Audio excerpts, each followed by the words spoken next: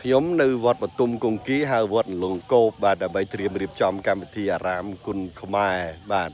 ហើយសូមបញ្ជាក់ថាថ្ងៃទី6និងថ្ងៃទី7ត្រូវថ្ងៃអង្គារថ្ងៃពុធខែឧសភាបាទឆ្នាំ2025គឺការប្រកួតនឹងធ្វើឡើងទីនេះដើម្បីរកបេក្ខភាពបាទជើងឯកម្ចាស់ពានអារាមគុណខ្មែរម្នាក់ទៀតឲ្យគ្រប់4វត្តហើយយកម្ចាស់ជើងឯកពាននឹង4វត្តនោះវៃទៅដើមខ្សែក្បាត់លោកគ្រូម៉ាសេរីណែក្មេងៗស្រីកំពុងតែបេះត្រួយតគួនអាយ៉ាតំណងដែរហើយតគួននេះបេះពីណាមកក្មួយនៅក្រោយនេះគ្រូបេះនៅក្រោយនឹងហើយនេះបេះមិនទៅបេះយកស្លោខ្លួនឯងហូបស្លោអីបានស្លោអីនេះយកធ្វើអីស្លោមកជួយបាទស្លាប់ខ្លាញ់គ្រូបាទហើយមានដឹងទេអារាមគុណខ្មែរបដាលនៅវត្តលងគោបនេះមានចូលរួមមើលទស្សនាអីគេទេចូលតាពូប៉ណ្ណាពូឬសូតែក្មួយឯងអ្នកបដាលដែរចាអីអ្នកបដាលដែរអាយុប្រហែលហើយនេះ15ឆ្នាំ15ឆ្នាំឈ្មោះអីគេឈ្មោះតុក្កតាអីឈ្មោះតុក្កតាចាហើយនឹងក្មួយអ្នកបដាលដល់នៅក្លឹបឯណាអត់មានក្លឹបទេបដាលហាត់ខ្លួនឯងឲ្យបរៀនចេះទៅឡើងវាយ100ទៅឡើងវាយតាមវត្តឈ្នះ4ស្មើ1អត់ទាន់ចាញ់ទេអត់ដែរចាញ់ហ៎ហើយហាត់ខ្លួនឯងនឹងហាត់នៅផ្ទះហើយហាត់នេះណាហាត់នៅផ្ទះហើយមានអីវាយមានអីហាត់ប៉ាក៏ដាក់ក្រុងដាក់បាល់សាច់ដាក់សាច់អីណាដាក់សាច់ជីយើងចេះដាក់ក្រុងចាហើយប៉ាក៏ដាក់ឲ្យវាយទៅមកហើយប៉ាស្រឡាញ់បដាលចាគាត់ស្រឡាញ់បដាលដែរហើយកូនគាត់ប្រហែលអ្នកកូនស្រី4ប្រុស6ហើយបាននឹងហាត់ខ្លាចជាអ្នកបដាលប្រហែលអ្នកចាខ្លាចជាអ្នកបដាលប្រហែលអ្នកអត់តើមានគេវាយតែខ្ញុំមួយនិងបងប្រុសខ្ញុំមួយអញ្ចឹងមើលឥឡូវនិយាយតិចមើលវត្តនៃវាយឈ្នះលើកទី1វាយឈ្នះវត្តណាវត្តស្រាបកៈវត្តហ្នឹងស្មើគ្នាតែលើកទី1ស្មើគ្នាវត្តអីគេវត្តស្រាបកៈនិងវត្តស្វែងកែវនឹងឈ្នះនេះលើកទី2ណាលើកទី3គ្រូក៏ឈ្នះដែរឈ្នះដែរវត្តអីគេវត្តតងគ្រូ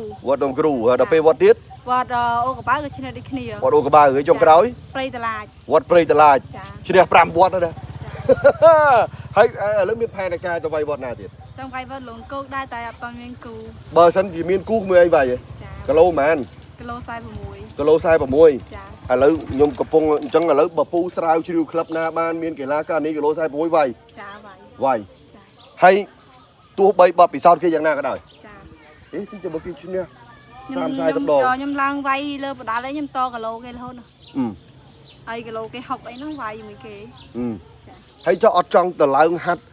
ជាមួយក្លឹបបដាល់គេធំទេអត់ចង់នៅភូមិសិនចាចង់ភូមិជួយម៉ែជួយអីលក់សិន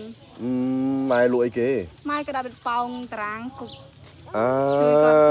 ហើយនៅរៀនទេក្មួយឈប់រៀនហើយដល់ជួយម៉ែតុក្កតាមិនឈប់រៀនអញ្ចឹងឈប់រៀនត្រឹមថ្នាក់ទីប្រហែលទី3ហើយមិនព្រមរៀនទៀតដោយសារហេតុអីសារឃើញម៉ែអស់កូនអីជួយលក់ម៉ែសិនម៉ែគាត់អត់មានកូនសិនតែមានគូអស់ហើយសល់តែខ្ញុំមួយហ្នឹងអញ្ចឹងកូនបងគេការទៅអស់លីងទៅចានេះមានប្តីអស់ហើយមាននេះបងដែរបងមានប្តីមានអីអស់ហើយអត់មានណាគេជួយម៉ែអត់មានជួយម៉ែឈប់រៀនជួយម៉ែបាទអញ្ចឹងឲ្យក្រៅតែไปជួយម៉ែដើរបដ ாய் ដើរវាយពីដើរហើយតុក្កតាក្មួយឯងខានដាល់ប្រហែលខែហើយនេះខ្ញុំខានដើរនៅផ្ទះប្រហែលជា3ថ្ងៃណាអរេខានបដាល់ខាងបដាល់បដាល់លើកចុងក្រោយខែណាឆ្នាំណានេះលើកទី5នេះការបដាល់លើកទី5នេះវាយវត្តណាវត្តលងគោកមិនមានគូវាយវត្តលងគោកចុះវត្តមុនដែលឈ្នះនេះវត្តអីគេវត្តស្វែងកែវហើយនិងវត្តព្រៃតឡាចវត្តស្វែងកែវហើយព្រៃតឡាចហ្នឹងវាយតាំងពីឆ្នាំណាមកតាំងពី2024អញ្ចឹង2025នេះអត់ទាន់វាយទេណានៅចុំអញ្ចឹងឥឡូវបើពូររាវបានវាយណា46អូខេនេះបងប្អូននេះចំណាំមុខតុក្កតាវាយមិនដែលចាញ់ទេ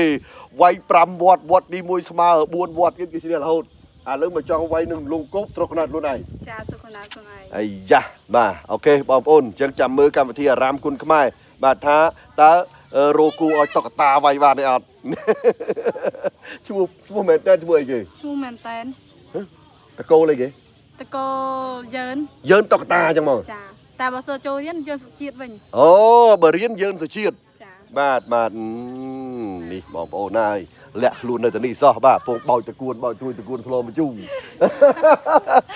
អូខេបងប្អូនបាទនេះជាទស្សនវិជ្ជាទូទៅដែលខ្ញុំទើបតែមកដល់នៅថ្ងៃទី5អរគុណបងប្អូនចាំមើលតុក្កតារោគូវាយបានអត់បាទខ្ញុំរាវបន្តិចសិន